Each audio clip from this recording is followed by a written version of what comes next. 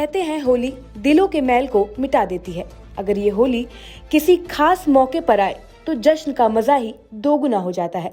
उत्तर प्रदेश के चुनाव में भाजपा को पूर्ण बहुमत मिली है। अब भाजपा नेता और कार्यकर्ता जश्न के मूड में दिख रहे हैं। ऐसा ही एक प्रोग्राम आज स्वाति सिंह की तरफ से आयोजित किया गया। कार्यक्रम की मुख्य अतिथि रही पूर्व कानून मंत्री ब्रजेश पाठक की पत्नी नम्रता पाठक ने उपस्थित लोगों को संबोधित करते हुए कहा कि होली का पर्व लोगों को अपने अंदर की बुराइयों को खत्म करने का पर्व है। साथ ही उन्होंने लोगों से ज्यादा भाजपा से जुड़ने का आह्वान किया। नमस्कार, आप सब देख रहे हैं माय भारत न्यूज़ और मैं हूं आपके साथ मेहंदी हसन। उत्तर प्रदेश के में अभी हाल ही में विधानसभा चुनाव संपन्न हो चुके हैं और एक बार फिर से जनता जनार्दन ने अपना आशीर्वाद योगी जी को देकर पूर्ण बहुमत के साथ सरकार बनाई है। हमारे साथ इस वक्त मौजूद है नम्रता पाठक जी। उनसे बात करते हैं और जानते हैं कि आने वाले वक्त में सरकार की क्या क्या प्राथमिकताएं रहने वाली हैं। बहुत बहुत स्वागत है नम्रता जी। मेरा पहला सवाल आपसे यही है कि अभी हाल ही में जो चुनाव संपन्न हुए उसमें जनता जनार्दन ने अपना आशीर्वाद एक बार फिर से डबल इंजन की सरकार को दिया है, तो आपको क्या लगता है वो कौन से कार्य हैं जिन पर सबसे पहले फोकस रहेगा आपका? सबसे पहले तो माई भारत न्यूज़ को मैं बहुत बहुत बधाई देना चाहती हूँ, जिन्होंने ये पहल की है कि किस तरीके से हमारी सरकार का गठन होगा, किस तरीके से हमारी सरकार पुनः सत्ता में आई। तो मैं आप लोगों को बता देना चाहती हूँ 5 साल जो मेरी सरकार ने भरपूर काम किया है और उनके मंत्रियों ने काम किया है। 24 घंटे आपने देखा होगा कि बीजेपी में क्या है कि कोई ना कोई नया काम 24 घंटे चलता रहता है। कभी भी हमारा कार्यकर्ता, कभी भी हमारे विधायक मंत्री आराम से नहीं बैठते। एक ना एक काम निरंतर चलता रहता है। जनता के बीच में रहने का काम करते हैं। और जो हमारे मोदी जी ने, योगी जी ने डबल इंजन की सरकार बना के जन जन के दुखों को हरण किया है और सबके घर में जितना भरपूर राशन पानी भेजा है। आपने देखा होगा किसान योजनाएं चली हैं, बेटी बचाओ बेटी पढ़ाओ योजनाएं चली हैं। बेटियों की शादियों के लिए जो पहले पैसा दिया जाता था पुनः 1 लाख से बढ़ा करके 2.5 लाख कर दिया गया। आपने ये भी देखा है। हर तरीके से सड़कों का निर्माण हुआ है और कोई भी गरीब ऐसा छूता नहीं है जिसके घर में राशन ना भेजा हो, चाहे वो मेरा हिंदू भाई हो चाहे मुस्लिम हो। सभी को एक समान लेकर के चलें। जनता ने उन्हें सर आँखों पे रखा है, इसीलिए हमारी सरकार प्रचंड बहुमत के साथ में पुनः वापस आई है। बहुत बहुत धन्यवाद। एक सवाल बनता है कि राशन वाली योजना हो चाहे नारी सुरक्षा को हो, ये सारी चीज़ें पिछली सरकार ने दी। इस बार वो ख़ास योजना कौन सी होगी जिससे आपको लगता है कि समाज से भेदभाव मिटे और नारी एक बार फिर से पहले की तरह से सुरक्षित महसूस करे? देखिए, आपने देखा होगा कि चुनाव में सबसे ज़्यादा भागीदारी महिलाओं की रही। 80% महिलाओं ने वोट दिया और निकल कर के घर से बाहर आई। तो कहीं ना कहीं हमारे सरकार के प्रति जो उनका रुझान था, उनका सुरक्षा देने का रुझान था, उस वजह से हमारी सरकार आगे आई है। और रही बात है जो हमारी आने वाली सरकार की प्राथमिकताएं होंगी, तो नारी सुरक्षा तो बरकरार ही रहेगी, पर वो स्वावलंबी बनवाएंगी महिलाओं को। उनको आत्मनिर्भर होने की हम लोग प्रेरणा देंगे, उनको आगे बढ़ाने की प्रेरणा देंगे, जागरूक करेंगे, स्वास्थ्य के प्रति करेंगे, बेरोजगारी के प्रति करेंगे, शिक्षा के प्रति करेंगे।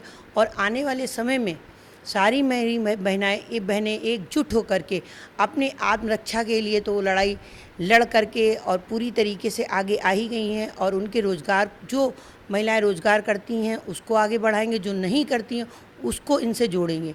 मेरी सरकार की प्राथमिकता यही होगी कि सभी पढ़ें और सभी बढ़ें। मुसलमान विरोधी सरकार को विपक्षी दल प्रचारित करते हैं, लेकिन इस बार के वोट जब पड़ा तो ये बात बड़े तौर पर देखी गई कि मुस्लिम महिलाओं ने बड़े तौर पर बीजेपी को वोट किया। खुद ब्रजेश पाठक जी की विधानसभा में, कैंट विधानसभा में मुस्लिम महिलाओं ने उनको वोट दिया। क्या वजह रही कि जहाँ एक तरफ मुस्लिमों में डर और खौफ पैदा किया जाता है, वहीं दूसरी तरफ मुस्लिम समाज खुलकर साथ आया, ख़ासतौर पर महिलाएँ आपके? आपने देखा होगा 2017 में जब हमारी सरकार बहुमत में आई थी तो माननीय प्रधानमंत्री मोदी जी ने 3 तलाक शुरू किया था। जो 3 तलाक करवाया, जो महिलाओं की आत्मरक्षा के लिए था। मुस्लिम बहनों को आए दिन तलाक हो करके उन्हें पीड़ित होना पड़ता था, अपना घर छोड़ना पड़ता है, बनी बनाई गृहस्थी चौपट करनी पड़ती थी। उन महिलाओं को जब हमारे मोदी जी ने उन महिलाओं को 3 तलाक को ख़त्म किया तो उनके अंदर एक आत्मरक्षा, मतलब इतनी ज़्यादा उनको खुशी हुई, अंदर से उतनी ज़्यादा हुई खुशी कि उन्होंने ये सोचा कि अब मेरा अस्तित्व कहीं ना कहीं तो बचेगा, कहीं ना कहीं तो हम सांस ले पाएंगे। कहीं तो कहीं मेरी ज़िंदगी सुरक्षित होगी। क्यों?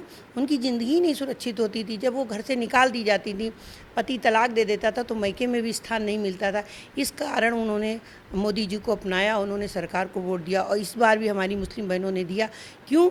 क्योंकि मुस्लिम बहनों को आपने देखा होगा कि बेटियों को, बच्चों को पढ़ाने के लिए अक्सर मदरसे का सहारा लेना पड़ता था, पर नहीं, उनको भी आम जनता की तरह, आम लोगों की तरह स्कूल भेजा जाने लगा, बच्चियाँ पढ़ने लगी।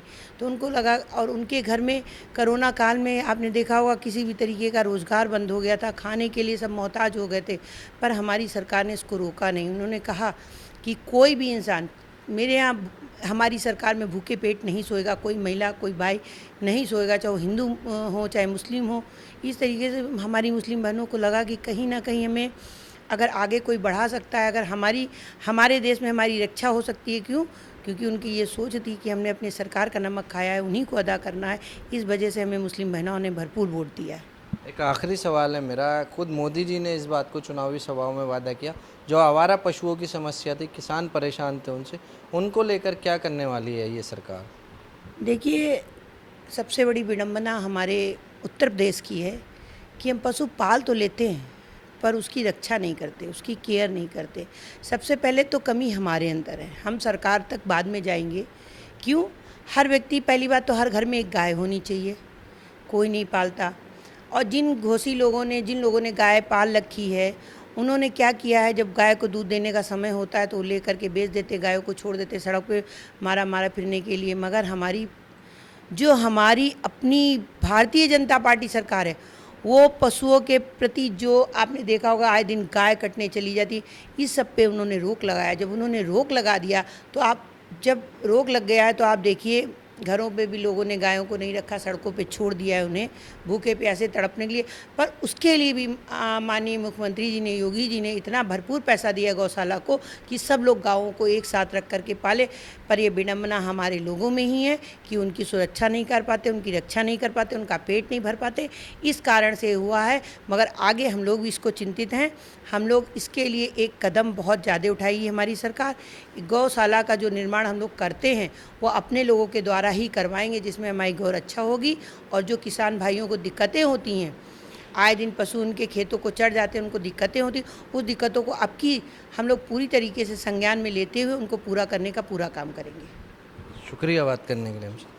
तो ये थी हमारे साथ नम्रता पाठक, जिनका कहना था कि इस बार योगी जी की डबल इंजन सरकार जो जनता जनार्दन ने अपने आशीर्वाद से बनाई है, वो फिर से उन्हीं जनवादी योजनाओं को आगे बढ़ाएगी जिनके चलते जनता का आशीर्वाद उनको मिला है।